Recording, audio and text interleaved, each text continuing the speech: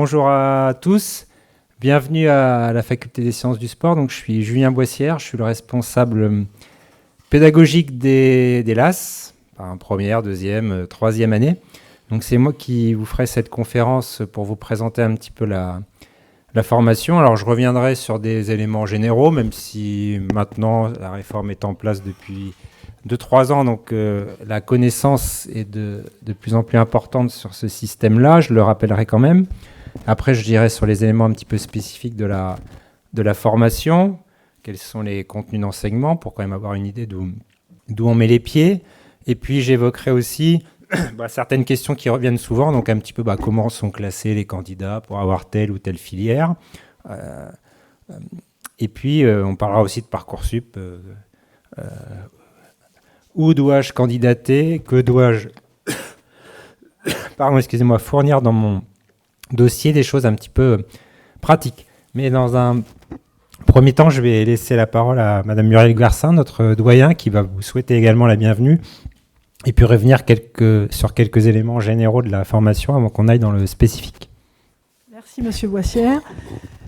Bonjour à toutes et à tous. Alors, j'en ai peut-être vu certains d'entre vous dans la conférence précédente. Je vous souhaite la bienvenue au nom de toute l'équipe de direction et tout l'ensemble des personnels de la faculté.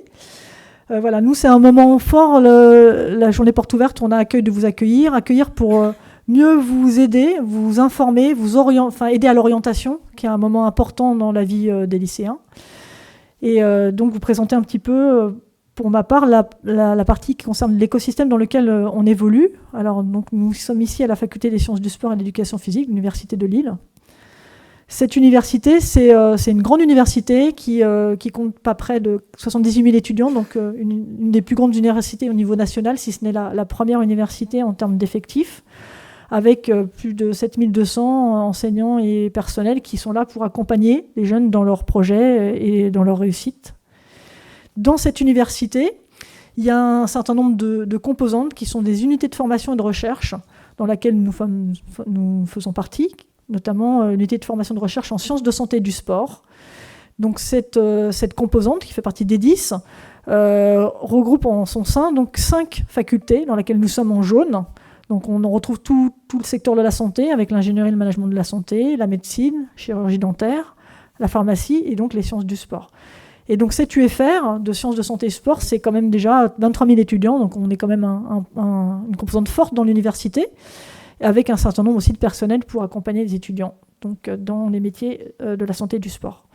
Et donc, pour la faculté des sciences du sport et de l'éducation physique, on comptabilise 2600 étudiants, avec une équipe d'enseignants et d'enseignants-chercheurs de 60 et de 38 personnels administratifs pour prendre soin des étudiants, parce que la formation est importante à nos yeux aussi, mais tout ce qui va autour sur la vie d'étudiants et la qualité de vie de nos étudiants. Donc pour vous éclairer sur le contexte général de la formation, et après vous allez avoir un focus très précis sur la PASS et la LAS, donc on est dans un système de formation universitaire qui s'appelle le LMD, licence master doctorat, dans lequel vous avez sur Parcoursup un portail STAPS, avec donc un accès après le baccalauréat. Vous avez sur la gauche des formations courtes avec le DUST en 2 ans, la licence pro à la suite. Vous avez la licence avec un niveau Bac plus 3, le master, Bac plus 5 et éventuellement d'autres diplômes tels que le doctorat et l'HDR après si on souhaite poursuivre. Pardon. Sur Parcoursup, vous allez avoir un portail STAPS dans lequel vous allez trouver différents diplômes. Donc on a la PASS qui est donc la majeure en santé et la mineure en STAPS qui se trouve en dehors du portail. Vous avez le portail dans lequel vous avez la LAS, avec donc la LAS première année, avec donc la majeure en STAPS et la mineure en santé. Vous avez une licence 1 classique dans le portail STAPS, une licence 1 adaptée et un parcours en partenariat avec l'École supérieure de journalisme. Donc un portail pluridisciplinaire qui après, derrière, peuvent vous conduire à une licence 2 ou une LAS 2 en fonction de vos choix et sur un des 4 secteurs de formation. Alors en ce qui concerne les LAS, ça veut dire que d'emblée, votre premier choix, qu'il soit PASS ou LAS, vous amène quand même un petit peu à réfléchir à un plan B. Alors un plan B, c'est aussi une possibilité aussi de s'épanouir dans ce plan B, même s'il y a une priorité qui est mise à un instant donné sur un certain modèle de formation et de choix d'insertion. Commencez déjà à vous informer peut-être aussi aujourd'hui là en étant présent sur les différents secteurs, quel serait le plan B, parce que Si vous êtes reçu, mais que vous êtes collé, ce qu'on appelle reçu-collé, qui vous sera expliqué par M. Boissière, vous allez quand même devoir réfléchir à dans quel LAS 2 je vais pouvoir continuer à poursuivre mon projet et tenter peut-être aussi ma deuxième chance. Et on a trois mentions: activité physique adaptée santé, éducation motricité, entraînement sportif, qui pourront vous y préparer et vous permettre de poursuivre des études et aussi de vous insérer, de vous épanouir.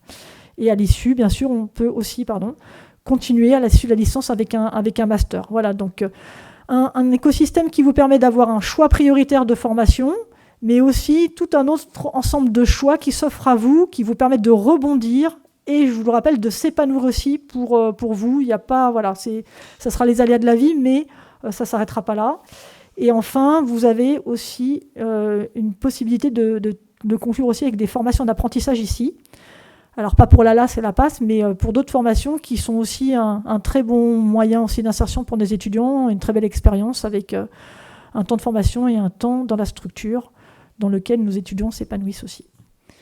Voilà, je vous remercie. Je relaisse la parole à M. Boissière et bonne conférence et bonne fin de visite si vous le souhaitez après les installations. Et on est encore à votre disposition jusqu'à la fin de la journée. Merci à vous. Merci Madame le doyen. Alors, comme je l'ai dit ce matin, donc on va surtout parler du plan A, sachant que si je reviens juste sur le plan B, le fait d'avoir un plan B, c'est pas un renoncement au plan A.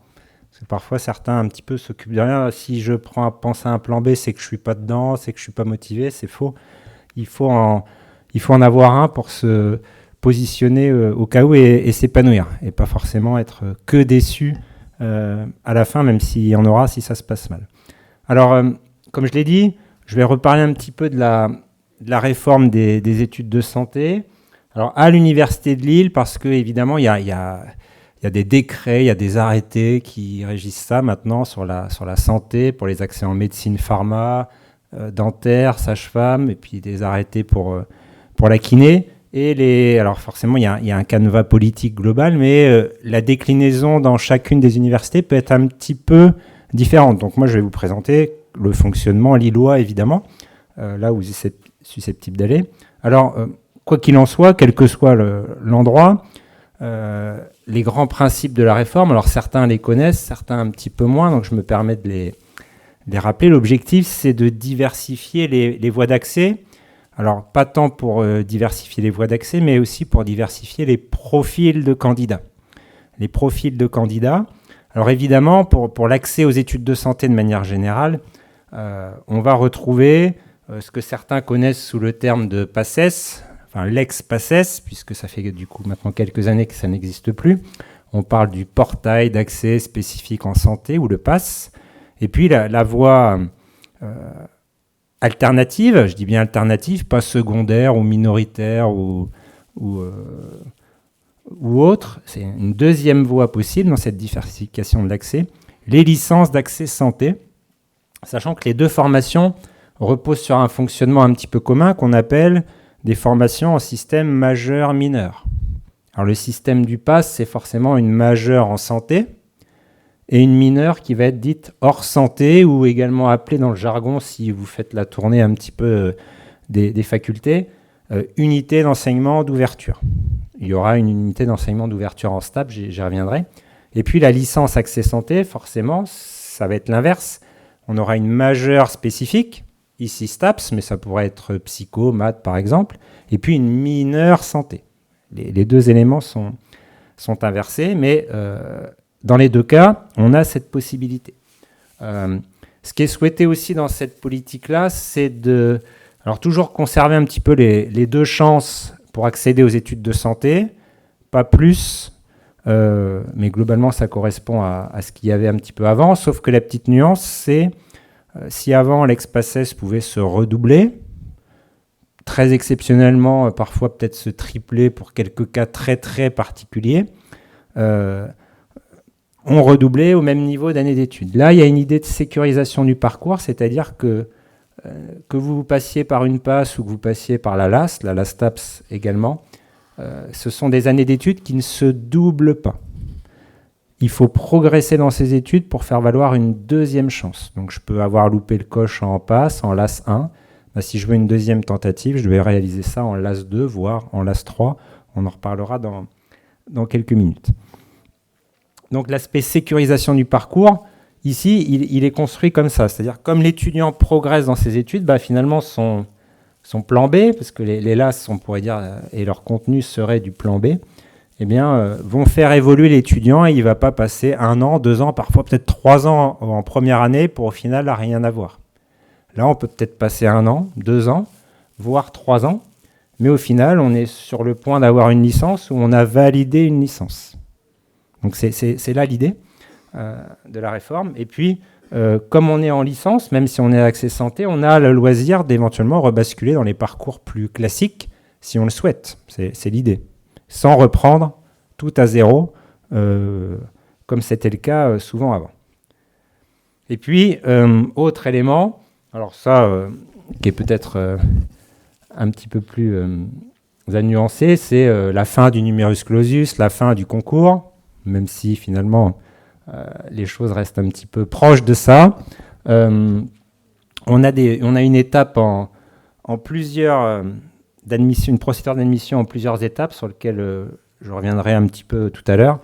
Donc il faut avoir un dossier recevable, c'est-à-dire est-ce que j'ai pas déjà épuisé mes chances, quel était mon parcours antérieur, est-ce que j'ai validé un certain nombre de prérequis en santé pour être éligible.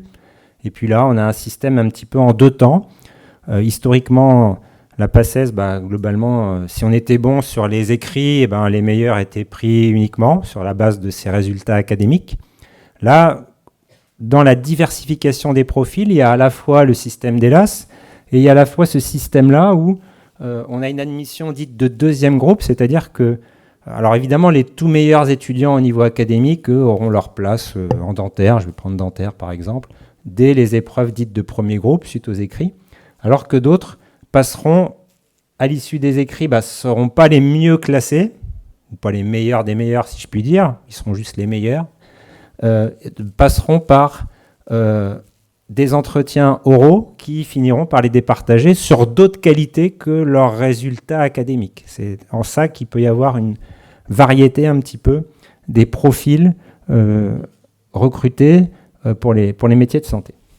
Dans tous les cas, c'est un système qui est nouveau, enfin récent par rapport à l'ancien fonctionnement, mais ça reste des études qui restent très sélectives, et pour rentrer, et pour certaines d'entre elles, qui le restent même dans la continuité de la formation, et pour lesquelles les capacités d'accueil restent limitées ou régulées. Je vous montrerai quelques chiffres tout à l'heure.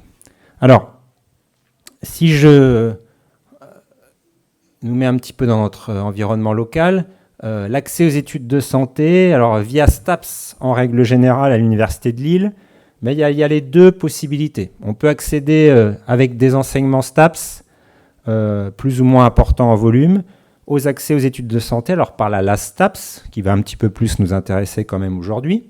Donc 465 places vous seront proposées sur Parcoursup. Et puis il y a via la PASS, la faculté des sports propose cette fameuse unité d'enseignement d'ouverture en STAPS. Toujours sur le système, alors il y a 105 places en mineur STAPS, si je puis dire, au niveau de la PASS. Et comment ceci fonctionne ? Vous voyez que les ratios sont inversés. Globalement, 80% des cours en LAS sont des cours liés au champ des STAPS, 20% en la réalisation d'une mineure santé. Donc mineure santé, donc j'ai mis en jaune.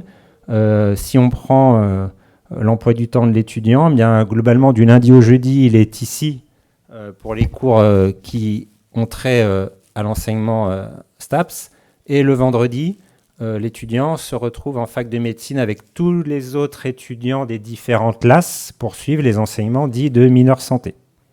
Et à l'inverse, les étudiants du PASS sont toujours tous ensemble du lundi au jeudi pour les enseignements très santé du PASS, et le vendredi rejoignent les universités, les facultés partenaires. Donc nous, on a une partie des étudiants du PASS qui ont pris l'option STAPS, qui viennent dans nos murs le vendredi pour suivre cet enseignement de mineurs.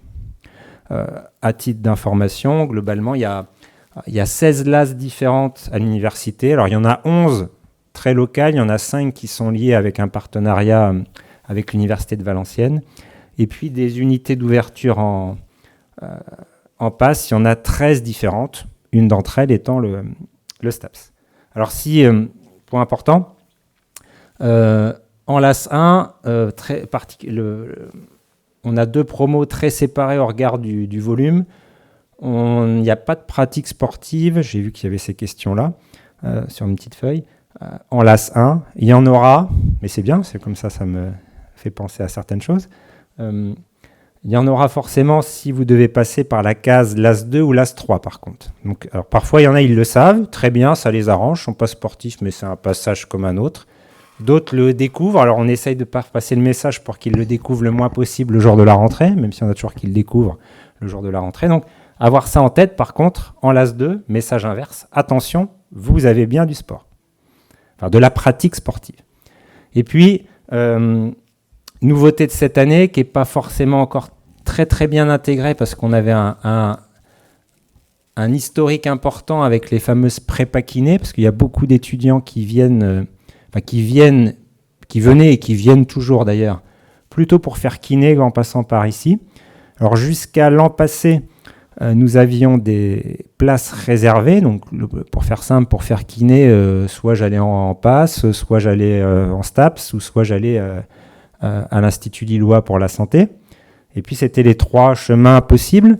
Depuis cette année, l'accès aux études de kiné est passé un petit peu sur le mode de fonctionnement global des autres filières de santé, et donc on n'a plus de place réservée. C'est une filière qui est accessible par n'importe quel LAS. Donc je ne vous dis pas d'aller ailleurs, mais c'est mon devoir de vous informer qu'on n'est plus obligé de passer que par STAPS ou que par l'ILIS pour préparer kiné. De manière un petit peu imagée, pour un étudiant, enfin pour un lycéen actuellement, voilà globalement ce que ça donne. L'étudiant va passer son bac, il va passer par Parcoursup. Alors je reviendrai sur les critères Parcoursup en ce qui concerne la LAS. Les critères Parcoursup entre ce qui concerne la PASS leur appartient. Il y a des choses sur leur site. Je vous invite à aller à leur JPO. Donc les 2 parcours. Et là, la finalité pour l'étudiant, a priori, c'est d'arriver dans l'une des 5 filières de santé que sont médecine, maïeutique, dentaire, pharmacie, kiné. Donc dans le paysage lillois, le système de LAS permet l'accès à ces 5 filières-là. Sachant qu'ailleurs, l'accès à la kiné peut être un petit peu différencié de ce système-là. Chez nous, c'est pleinement intégré dans le système, et puis encore plus, ça l'était déjà depuis 2-3 ans, ça l'est pleinement maintenant avec la disparition des quotas réservés. Donc on est en plein dedans. Donc là, évidemment, si tout se passe bien, l'étudiant à l'issue de sa première année de PASS ou de LAS STAPS intègre la filière de son choix. Si ça se passe un petit peu moins bien, alors quand je dis un petit peu moins bien, c'est-à-dire que l'étudiant de PASS ou LAS a validé son année, mais il n'est pas dans les mieux classés pour accéder en maïeutique, par exemple, eh bien, l'étudiant, qu'il soit en LAS 1 ou en PASS, devra passer par une 2e année d'accès santé en LAS. Donc, il n'y a pas de PASS numéro 2. À un moment donné, la LAS 2, c'est le point de rassemblement des anciens PASS et des LAS 1. Alors, les passages sont relativement automatiques et de droit. C'est-à-dire que si j'étais en LAS 1 STAPS, si j'ai validé mais que je ne suis pas retenu, de droit, je passe en LAS 2. De droit aussi, si je souhaite arrêter, je peux aller en L2 classique. C'est l'idée de la réforme. Un étudiant de PASS, de droit, aura le droit d'aller en LAS 2. Donc on parle de reçu-collé, quand j'ai validé, c'est un petit jargon spécifique, pourra aller en LAS 2 de l'unité d'ouverture qu'il a réalisée. Donc si j'ai fait PASS option STAPS, de droit, j'aurai le droit d'aller en LAS 2 option STAPS. Par contre, on a des étudiants qui parfois voudraient changer de LAS. Là, par contre, si on change de type de LAS, c'est sur dossier. Si j'ai fait un PASS option physique et que je voudrais aller en LAS, là, c'est sur dossier et il n'y a pas de garantie d'être retenu. Ça dépend un peu du profil. Et donc là, l'étudiant va choisir ou pas de présenter sa 2e candidature, soit au niveau des LAS 2, soit au niveau des LAS 3. Bon, sachant que globalement, les étudiants sont plutôt encouragés à se prononcer assez tôt, Pour vous donner un ordre d'idée, des LAS 3 cette année à l'échelle de l'université, il y en a 20 ou à peine 20. Donc la plupart des étudiants se positionnent sur leur tentative en première et en deuxième année. Très exceptionnellement un peu plus tard. On verra si c'est quelque chose qui perdure ou pas dans le temps, mais pour le moment c'est très, très limité. Et puis, donc ça c'est la voie très classique. Et puis si ça se passe beaucoup moins bien, je suis pas retenu, j'ai pas validé mon année, passe hélas ne se redouble pas, je vais devoir repasser par... Et j'ai toujours pour projet quand même l'accès aux études de santé, mais l'accès aux études de santé ne se fait qu'en licence accès santé. Comme ce sont des années qui ne se redoublent pas, je dois passer par une première année que je vais dire classique, et là c'est un passage par Parcoursup, et je dois forcément valider ma première année, et là par contre plus rien d'automatique et de droit, parce que je suis un petit peu sorti du système. Pour faire valoir une deuxième tentative, je dois rentrer sur dossier en LAS 2, c'est-à-dire qu'il faut faire un bon, alors on va appeler ça un redoublement. Si je fais LAS 1 STAPS et que je repasse en L1 STAPS classique, on pourrait appeler ça un redoublement, mais je suis sorti de la santé. Je dois faire valoir un bon dossier, donc sans garantie, pour éventuellement réintégrer la LAS 2. Ce qui sous-entend techniquement qu'un L1 classique pourrait dire, tiens, sur dossier, est-ce que je ne peux pas raccrocher les études de santé ? Là où il sera un petit peu en difficulté, ça ne veut pas dire qu'on va dire non, c'est qu'il devra rattraper des éléments de santé éventuellement qu'il n'aura pas eu soit en LAS 1, soit en PASS et pas validé. Et forcément en plus de ce qu'il a déjà à faire. Si en LAS 1 et en PASS, c'est des éléments qui sont intégrés dans le volume de formation, là pour un étudiant ici, ça pourrait être du supplémentaire à valider en LAS 2, et ce n'est pas forcément les cas les plus simples. Alors quand les étudiants sont autorisés à le faire, en général, ils présentent un excellent dossier, parce qu'on sent qu'ils vont être capables de mener un petit peu ces deux éléments-là de front. Donc voilà un petit peu le schéma. Alors il y en a des plus complexes que vous pourrez voir. J'essaie un petit peu de le simplifier. Concernant les quantités ou les places disponibles à tel ou tel niveau, je vous présenterai un tableau tout à l'heure. Alors, en termes de contenu de formation, donc là, la STAPS, qu'est-ce qu'il y a comme... c'est une question qui revient souvent. Qu'est-ce qu'on va avoir comme cours, combien de cours et quand, à peu près. Qu'est-ce qu'on va avoir comme cours en la STAPS comme en STAPS classique. Si je mets donc la pratique sportive à part, puisque je vous dis qu'il n'y avait pas de pratique sur la LAS 1, les enseignements en STAPS sont orientés, alors dans notre jargon, soit en sciences de la vie, soit en sciences humaines et sociales. Il y a toujours c'est relativement équilibré en termes de volume, ce qui sous-entend qu'on va avoir principalement ces cours-là, et puis des cours de langue, vous le verrez. Alors, pour la majeure STAPS, donc premier semestre par exemple, mais on retrouve ces blocs de sciences de la vie, de sciences humaines et sociales. Bon, quels vont être les cours ? De l'anatomie, de la biologie, de la physiologie, de la biomécanique. Pour ceux qui sont encore en phase de première, éventuellement, ça peut leur dire tiens, peut-être que pour réussir, ou peut-être mieux je garde telle ou telle option. C'est une question que j'ai souvent. J'ai envie de dire, sur l'aspect scientifique, sciences et vie de la Terre, et pourquoi pas physique-chimie, ça peut être utile. Pas forcément maths particulièrement. Ça ne veut pas dire que si j'ai maths, c'est rédhibitoire, mais une possibilité.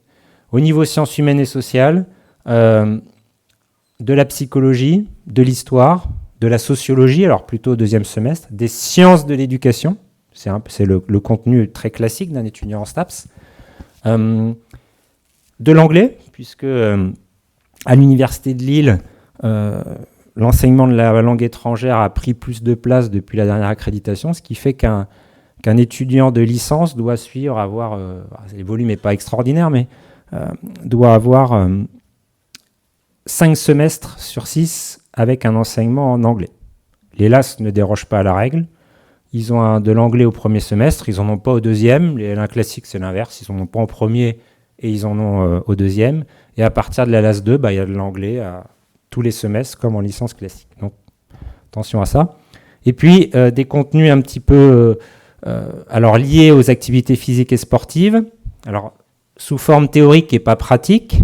mais les étudiants STAPS ont de la théorie du même type. Et puis, un petit enseignement un petit peu plus renforcé en anatomie fonctionnelle. Alors pourquoi ? Parce que historiquement, on a toujours eu des étudiants qui voulaient accéder aux études de kiné. Et donc c'est pour ça ils ont toujours un petit renforcement dans cet enseignement-là.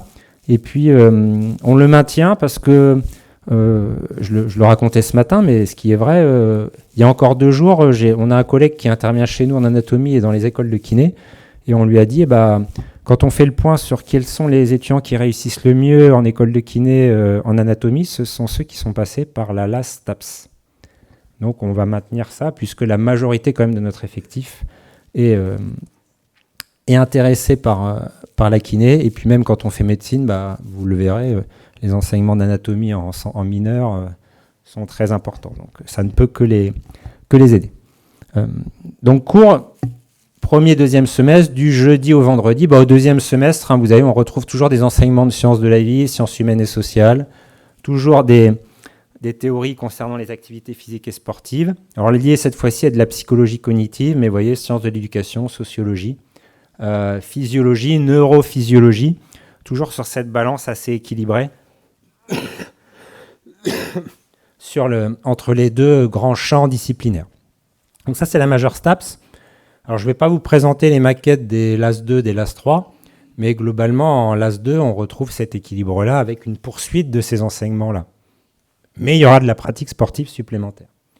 En termes de mineurs santé, donc là, typiquement pour un LAS 1, c'est les cours du vendredi qu'il suit en faculté de médecine, donc il change d'endroit. Il vient ici du lundi au jeudi, le vendredi, il va en fac de médecine. Et là, il y retrouve tous ses homologues de toutes les LAS, quelles qu'elles soient. Ils sont tous en cours ensemble.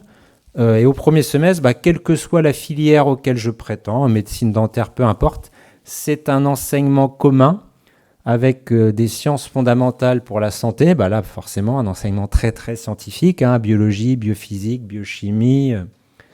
Et puis, un enseignement sur les métiers et systèmes de santé. Donc, il y a un système de conférences métiers, souvent qui est positionné sur l'équivalent de la 2e semaine des vacances scolaires de la Toussaint.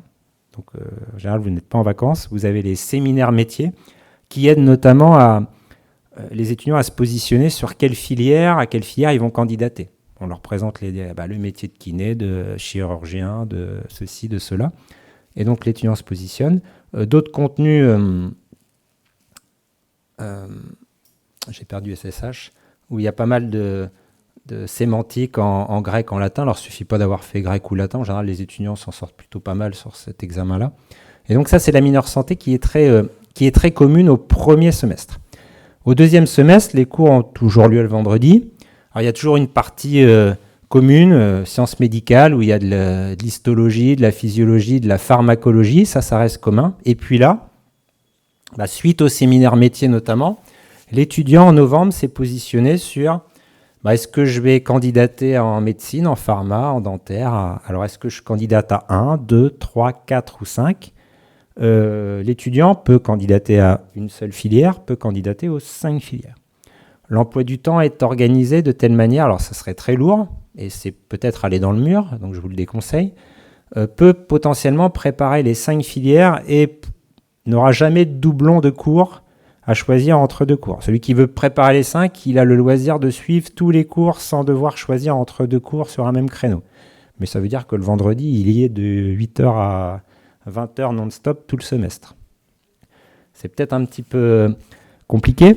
Et donc, l'étudiant, donc, vous l'avez compris, j'espère, se positionne sur différents choix. C'est la petite subtilité par rapport à l'ancien système où il n'y avait qu'un concours. Et le tout premier, moi, je choisis ça. Le deuxième, je choisis ça. Le troisième, je choisis ça. Puis au bout d'un moment, je suis classé. Ce que je voulais, il n'y a plus. Et du coup, je vais me rabattre sur ça. Maintenant, il n'y a plus qu'un seul classement. Il y a 5 classements. Et vous êtes classé dans les filières que vous avez choisi de préparer et sur lesquelles vous vous êtes positionné. Donc, on ne peut pas prendre quelque chose tout à fait par défaut en disant il n'y a plus de place là, mais je n'ai pas des trop mauvaises notes, donc je vais pouvoir aller là. Vous ne serez classé que là où vous avez candidaté et passé les examens en regard de ces vos candidatures. Alors, en termes de l'AS 2, comment ça se passe? Alors, je ne vais pas vous présenter un petit peu les contenus parce que globalement, à partir de la LAS 2, les étudiants de l'AS et de L classique sont plus séparés comme en LAS 1, ils sont ensemble. 90% du temps, ils sont en cours ensemble. La seule petite nuance, c'est qu'un LAS 2 a un petit peu moins de cours sur une thématique de projet de l'étudiant, et lui suivra sa mineure santé numéro 2. Alors je dis suivra, attention, parce que s'il est possible en première année de rassembler les étudiants le vendredi là-bas ou ici pour les passes, avec toutes les options qui existent à partir de la deuxième année, voyez, nous on a une LAS 1, mais on a 3 LAS 2 sur le papier. Selon un petit peu, c'est là où il faut choisir le plan B, quoi. Il n'y en a pas une qui est plus facile pour accéder, mais il faut un petit peu se positionner sur ce que j'ai envie de faire derrière. Et une partie, c'est de la mineure santé 2, et donc c'est quelque chose. Il n'y a pas de cours en présentiel, c'est tout en distanciel asynchrone. Hormis peut-être 2-3 TD pour la filière pharmacie. Et là, par contre, l'intégralité de volume du premier et du deuxième semestre est très spécifique de la filière que je veux préparer. Il n'y a plus de cours communs entre deux filières éventuellement. Alors, éventuellement, après, je vous invite à aller voir ce que sont les différents types de mentions. Donc, activité physique adaptée, plutôt pour des étudiants qui se projettent dans l'encadrement de la personne atteinte d'une pathologie, porteuse d'une déficience, donc en centre de réadaptation, en association, en maison sport santé, par exemple, qui se développe. La mention éducation motricité, c'est ceux qui se destineraient au professorat d'EPS, principalement cette filière-là. Et puis la LAS entraînement sportif, le nom est un peu explicite, ceux qui veulent être dans l'entraînement dans une discipline spécifique ou la préparation physique. On a une quatrième mention à la fac des sports, management du sport, mais on n'a pas ouvert en santé parce que c'est pas là, on ouvrirait pour 1 ou 2 étudiants, donc c'est pas le choix préférentiel des étudiants. Donc on a ces 3-là sur lesquels il faudra se positionner à un moment donné. Alors, les places, la procédure d'admission, souvent c'est une question qui revient. Si je vous parle des places, voilà les chiffres. Alors, les chiffres ne sont pas forcément anodins. Alors, si je mets un petit peu la kiné à part, globalement, vous voyez, il y a tant de places pour la passe, tant de places en LAS 1, en LAS 2, LAS 3, les passerelles, les diplômes étrangers. Ça vous donne une idée un petit peu du nombre de places. Sachant que, alors les chiffres, si je prends le pass, c'est là où il y a le plus de places sur l'équivalent de la première année. Eh bien ça, c'est réglementé. Si vous faites vos petits calculs, vous verrez que les chiffres depuis le pass sont pile en dessous 50%. Parce que la loi prévoit que, dans le cas de la diversification, au max, 50% des places dans les filières pharmacie, médecine, odonto, maïeutique soient attribuées aux étudiants du pass. Ça pourrait être moins, mais ça ne peut pas être plus. Donc nous, pour le moment, on est sur le format un peu le maximum possible, entre guillemets, sur le pass, et il y en a un peu moins sur la LAS. Peut-être qu'à terme, on évoluera sur des ratios un petit peu différents, mais ça vous donne une indication. La seule nuance, c'est que ce n'est pas vrai en kiné, parce que la kiné, c'est un arrêté qui est différent du décret qui régit MMOP dans le jargon, pour les 4 premiers. Donc vous voyez qu'il y a davantage de place proportionnellement si on passe par la LAS. Alors j'ai dit proportionnellement, parce que des fois ce tableau, faut pas le prendre sur là j'ai plus de chance par-ci ou par-là. Ce que je dis toujours, c'est que ce qu'il faut choisir, c'est pas là où statistiquement il semblerait y avoir le plus de chance. C'est surtout là où je pense que je vais m'épanouir, m'intéresser et réussir par rapport aux enseignements qui sont dispensés. Alors forcément, les étudiants qui sont excellents, les tout meilleurs des meilleurs, qui ont toujours 18 de moyenne partout, quel que soit l'enseignement qu'on leur propose, eux, ils peuvent faire un peu n'importe quelle stratégie, tout ira bien. Pour les étudiants, et la plupart d'entre nous, entre guillemets, un peu plus normaux, là, il faut plutôt raisonner moins statistiquement, mais raisonner davantage en je pense que ça, c'est des contenus qui vont me plaire, sur lesquels je peux réussir, qui m'intéressent. Et pas parce que, proportionnellement, j'ai peut-être un peu mieux par là. Ça ne se révèle pas forcément une très bonne idée. Et juste pour l'anecdote, cette année, en LAS 2, on a un étudiant qui est venu là uniquement stratégiquement, en se disant peut-être que ça allait être plus facile. Ça ne va pas marcher, sa stratégie, parce que il va être en incapacité de valider le bloc d'activité physique et sportive. Parce que globalement, ce n'est pas du tout un sportif, mais il est quand même tenté de venir par là stratégiquement. Sauf que là, il va s'y casser les dents. Donc il faut quand même un petit peu avoir de l'appétence pour ce que vous allez faire, et ce n'est pas juste un passage obligé. Alors, c'en est un, mais il ne faut pas le voir que comme un passage obligé. Alors, classement des candidats, j'ai vu qu'il y avait des petites diapos qui étaient proposées dans nos couloirs. Globalement, comment... parce qu'on me dit toujours, comment, si je suis en psycho, je suis en STAPS, comment on sait qui va être devant l'autre pour savoir qui va aller en dentaire ou pas? C'est une question qui revient souvent. Et donc, comment j'accède en sage-femme? Si je prends cet exemple-là, étape numéro 1, je dois valider mon année, qu'elle soit de PASS ou de LAS, en première session, donc sans passer par la case rattrapage. Valider tous les blocs. BCC, c'est les blocs de connaissances et de connaissances, c'est des blocs séparés qu'on doit valider indépendamment. Donc, c'est pas juste 10 de moyenne, c'est un peu, on a son bac quand on a 10 de moyenne, toutes matières confondues. À l'université, ça change un petit peu. On peut avoir 12 de moyenne et être recalé. Parce que s'il y a 4 blocs, qu'on en a validé 3 très bien et un qui n'est pas bon, on ne valide pas son année. Quand bien même, je me retrouve avec 13 de moyenne. C'est des blocs à valider indépendamment. Donc, il faut valider son année. Et puis après, justement, qui est le meilleur entre celui qui est en psycho, en droit, en tout ce qu'on veut, dans les 16 LAS qui existent? Eh bien, ces systèmes-là, j'ai vu qu'il y avait une ou deux images qui circulaient, mais je ne l'ai pas mis parce que je vais l'expliquer un petit peu autrement. Comment on interclasse les LAS entre elles? Eh bien, globalement, ce qu'il faut se dire, c'est qu'on va isoler par petits paquets les meilleurs, alors je vais dire une bêtise, les 20% les meilleurs de la LAS TAPS, les 20% les meilleurs de la LAS bio, de la LAS psycho. Et puis là, on se moque de savoir, ils ont 18, 12 de moyenne, puisqu'il y a des facs où avoir 18, c'est possible. D'autres, au regard du système de notation, on n'aura jamais 18. Et pourtant, on est dans les meilleurs des meilleurs de sa promo. Donc, on les met ensemble. Et puis, qui est le meilleur dans ce paquet-là? Il y a la mineure santé, là, qui est tout à fait comparable, puisque les étudiants ont eu les mêmes cours, même jour, même heure, les mêmes examens, même jour, même heure. Donc, si je fais partie du premier paquet, parce que je suis dans les 20%, je le prends comme ça. Les meilleurs, ici, si c'est moi qui ai eu la meilleure note en mineure santé, je serai le premier de ce paquet-là. Et on va générer autant de classements qu'il y a de filières. Et donc, je peux être premier pour la kiné, troisième pour la médecine. Enfin, je ne suis pas forcément premier pour tout. Ça dépend un petit peu de mes résultats et de mes choix en mineur. Donc, jusqu'ici, tout va bien. Je suis dans les...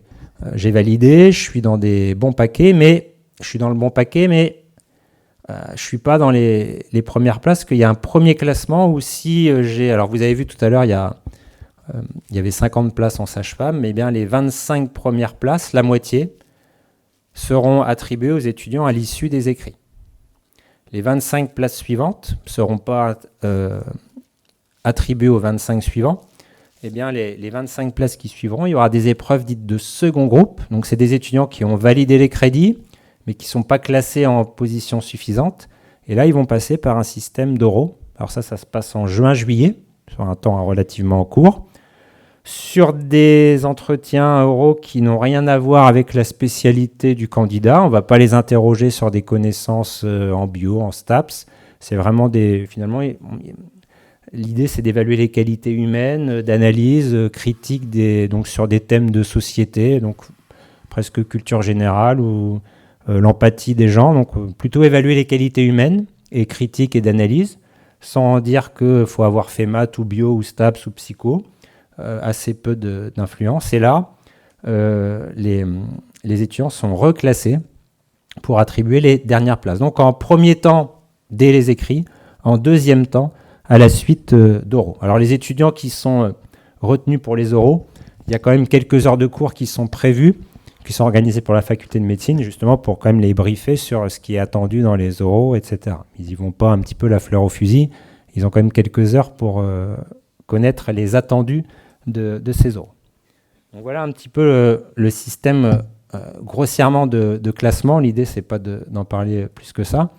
Ce qui vous intéresse aussi également, c'est où je candidate, qu'est-ce qui est étudié dans mon dossier, qu'est-ce qu'il faut que je mette, qu'est-ce qu'il faut que je ne mette pas éventuellement. Mais la candidature Parcoursup. Alors la candidature Parcoursup, je vous rappelle le calendrier. Là, on est en pleine phase d'émission des vœux des candidats, donc jusqu'au 9 mars.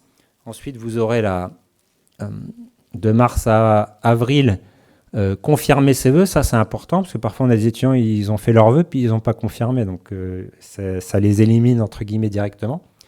Et puis après, c'est nous, là où on commence à étudier les dossiers, puis vous avez votre réponse le 1er juin. Est-ce que je suis admis directement? Est-ce que je suis sur liste d'attente? La procédure classique. Alors, point important, si vous allez sur Parcoursup, là en ce moment vous avez accès aux formations, où je clique pour candidater en LAS.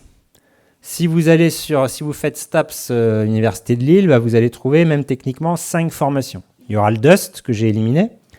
Vous aurez tout en haut à gauche la licence STAPS que je vais appeler classique. Vous avez une licence parcours adapté, donc plutôt une première année en 2 ans. Et puis, vous avez en bas à gauche une option très spécifique, l'option journalisme, globalement. Et puis, celle où vous devez cocher impérativement, c'est la licence STAPS activité physique et sportive. Donc, l'intitulé est assez proche de celui en haut à gauche, mais accès santé. Donc, où il faut faire attention, notamment pour les étudiants, quand ils sont contents, ils ont un oui, puis qu'ils regardent sur leur petit téléphone. Des fois, ils font des erreurs, donc je vous invite à se poser. Je fais un oui, je prends un écran plus grand, je regarde bien où je clique, parce qu'on en a tous les ans. Ah oui, mais j'ai pas vu que j'avais dit oui à ça. Et sauf que nous, on a un tel taux de pression à l'entrée que derrière, on ne peut pas dire « Ah ok, vous êtes trompé, on va vous rebasculer ». Parce que la réponse qu'on va nous faire, c'est si vous le prenez lui, avant, vous prenez tous les autres qui sont en attente, puisqu'il l'a refusé. Donc, il faut bien qu'il n'y a pas de changement en début ou en cours d'année entre les deux. D'ailleurs, que ce soit dans un sens ou dans l'autre.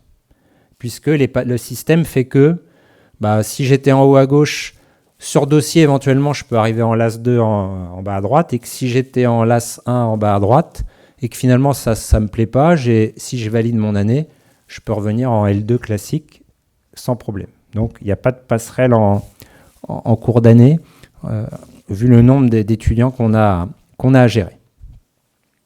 Alors comment on étudie les dossiers? Alors vous trouverez un certain nombre d'informations. Alors il y a des petits fascicules qui existent, qui sont sur l'orientation en STAPS, de manière générale, pas spécifique classe. Ça vous donnera une idée, tiens, est-ce que j'ai le profil ou pas. Et puis, sur l'aspect plus fin de l'étude des dossiers, je vous invite à scanner ce QR code. Donc, ça vous donnera directement accès à un document PDF, qui est un document national, sur la critère d'évaluation des candidatures en STAPS, qui est édité par la conférence des doyens en STAPS. Donc c'est très transparent, c'est très précis, parce que pendant longtemps, tout le monde pensait que c'était un peu l'omerta, ils font ce qu'ils veulent, je comprends pas pourquoi j'ai été déclassé, déclassé où je suis si loin alors que je suis bon. Alors quand je dis ça, il y a des phénomènes de sectorisation, mais préférences départementales. Ici, on est sur une préférence départementale du 59, même pour la LAS. Donc ça peut être compliqué pour les gens qui résident dans le Pas-de-Calais, même s'ils habitent à 15 km. Mais ça, c'est pas forcément de notre fait. Nous, quand on fait les classements, on ne s'occupe pas de ça. On pourrait très bien avoir 400 candidats du Pas-de-Calais qu'on classe premier, mais certains seront déclassés parce que hors secteur. Mais nous, on ne procède pas à ça. Donc vous tombez sur un document qui vous explicite un petit peu tout, alors qui est forcément centré sur la licence STAPS classique. Sur l'étude des dossiers santé, on va être quelque chose très similaire à une nuance près. C'est celle que j'ai mis en rouge. Donc là, vous avez 5 points sur ma diapositive. Vous les retrouvez dans le document. Globalement, la réussite en STAPS, pour réussir en STAPS, on considère que l'étudiant doit avoir des compétences scientifiques, littéraires et argumentaires, d'avoir des compétences sportives, même en LAS 1, même s'il n'y a pas d'activité physique, alors parce que j'ai toujours la question après, comme ça je l'anticipe, pourquoi vous regardez ça alors que nous on se projette au-delà de l'étudiant qui vient un an chez nous et qui réussit en santé, puisque c'est un étudiant qui est susceptible de rester dans nos murs toute sa licence. Donc il doit présenter un profil sportif. Nous on se contente pas, on pense pas qu'aux premières années qui n'en fera pas et qui ira en médecine parce qu'il a envie d'aller en médecine. On se projette sur nos études de licence, donc il y aura des compétences sportives. Il y aura tout ce qui est engagement associatif, citoyen, entraînement dans les clubs. Et puis il y a la fameuse fiche à venir, qui est là, qui est sous la responsabilité des chefs d'établissement, qui est un avis, qui vont être étudiés. Alors, ça, pour la LAS, c'est la même chose. J'ai mis les compétences scientifiques en rouge, parce que si vous regardez après le document, eh bien, c'est une compétence qu'on coefficiente double. Si j'ai 5 points que j'ai évoqués tout à l'heure, globalement, on a un système de scoring. On peut marquer entre 0 et 30 points par compétence 5 fois. Donc potentiellement 150 points, ce qui est tout à fait impossible au regard des choix, mais on peut mettre 30 points maximum dans chaque catégorie. Pour la réussite dans les études de santé, il n'y a pas qu'à Lille qu'on fait ça, il y a dans pas mal de LAS en France où on est sur ce système très commun, la compétence scientifique est valorisée coefficient 2, comparativement aux autres. Et alors, qu'est-ce qui est pris en compte ? Vous retrouverez ces éléments-là dans le document. Eh bien, ce sont les enseignements communs scientifiques de première et de terminale. Je vous ai mis un petit peu combien ça cotait de points sur les 60. Et puis les enseignements de spécialité que vous allez suivre en première et en terminale. Alors, il y a toute une liste. Tout ça est considéré comme l'enseignement scientifique. Il n'y a pas plus de valeur à apprendre maths qu'apprendre sciences de l'ingénieur. Si je parle uniquement de rentrée. Et par contre, point important, on dirait ok, il faut que je prenne tout ça. Il ne s'agit pas de prendre uniquement l'enseignement. Ce qui va être, parce que comme je dis, bio ou sciences de l'ingénieur, c'est pareil dans la prise en compte. Ce qui compte, c'est quelle note je vais avoir. Donc, il ne faut pas se dire, tiens, si c'est maths physique, c'est bon, là, je suis sûr d'être pris. Si c'est maths physique, c'est très bien, mais à condition d'avoir des bonnes notes en maths physique. Il vaut peut-être mieux pas avoir maths physique et avoir d'autres types d'enseignements sur lesquels l'étudiant est plus brillant, parce que forcément, je n'ai pas 18 points en première en prenant bioécologie, maths et puis SBT. J'ai 18 points si j'ai plus de 18 de moyenne en bio, maths, et si j'ai que 10, je ne vais pas en marquer autant. Et vous avez un bonus de 2 points si vous avez le maths expert, le maths complémentaire. Profil scientifique.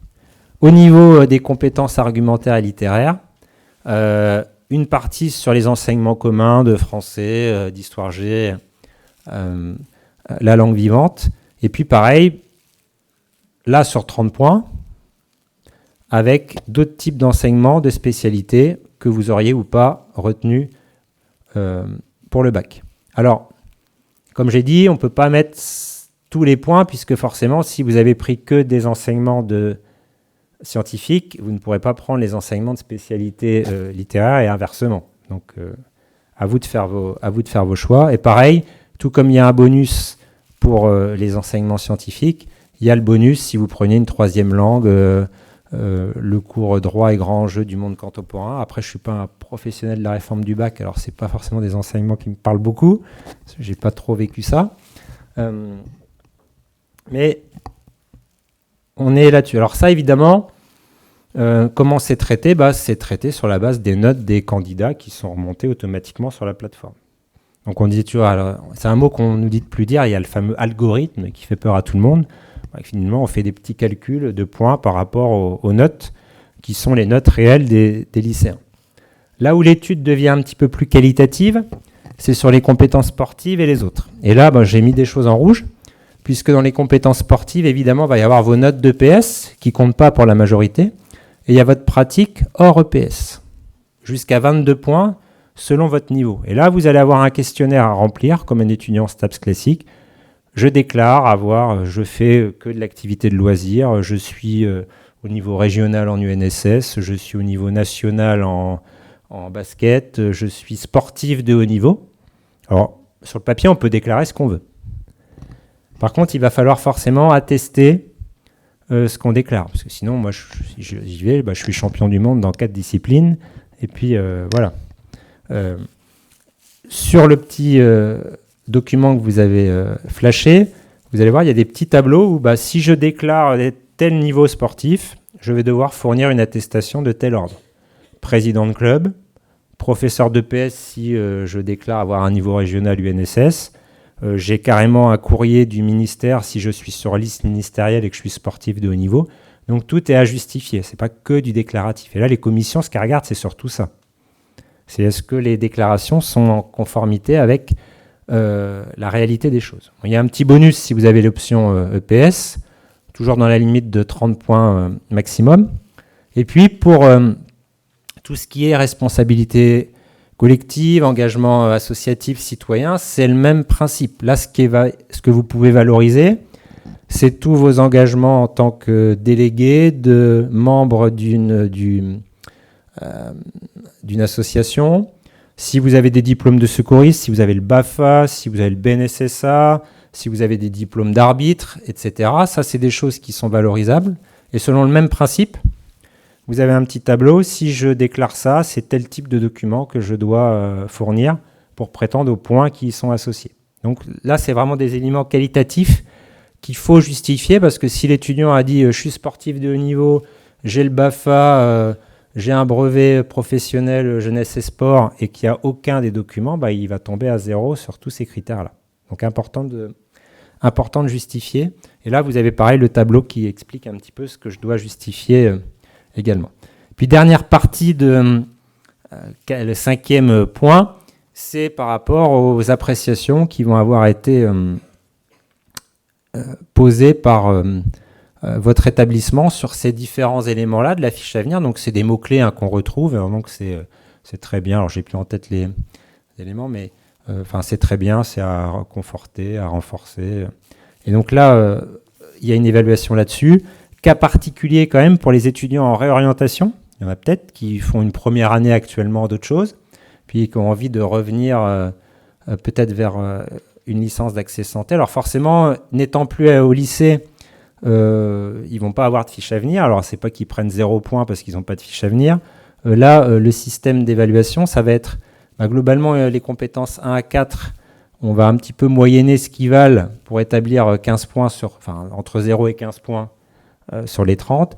Et puis, finalement, leur fiche à venir, leur méthode de travail, leur capacité à s'investir, à réussir, ça va être, est-ce que dans ma première année, même si je l'abandonne, est-ce que j'ai quand même été capable de valider certaines choses ?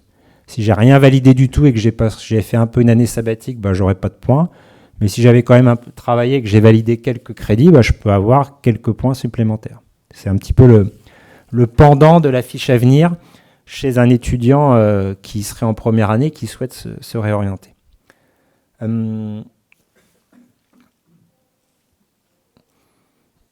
Pour finir, je finirai là-dessus, donc quelques éléments importants. Ce système-là, il est complexe et il ne faut vraiment pas le limiter à est-ce que c'est facile ou pas de rentrer, est-ce qu'il y a un endroit plus simple pour y rentrer ? Parce que dans tous les cas, ça va rester des études qui seront longues, qui resteront sélectives pour certaines d'entre elles tout au long du cursus, et difficiles, donc il faut être capable de tenir, s'y épanouir. Donc comme je dis toujours aux lycéens, c'est votre projet, c'est pas celui de votre maman ou votre papa, c'est surtout le vôtre. Qu'il n'y a pas de voie royale, c'est pas plus glorieux d'être en passe et puis moins glorieux d'être en LAS, des fois ce qu'on pourrait ressentir. L'idée, c'est de s'épanouir et puis après réussir. Et puis, ce sont des études compliquées, donc des fois on appelait ça l'option. Alors certains arrivent, l'option santé, c'est pas une option santé, quoi. C'est un truc à part entière et donc ça nécessite beaucoup de travail, qu'on soit en passe, qu'on soit en LAS. C'est pas la petite option qu'on valide comme ça tranquillement et puis si tout va bien, si ça me plaît, j'irai en médecine ou en dentaire par exemple. Voilà, j'ai essayé de balayer sur les points pour lesquels je sais avoir quelques questions. Donc, je vous remercie de votre attention.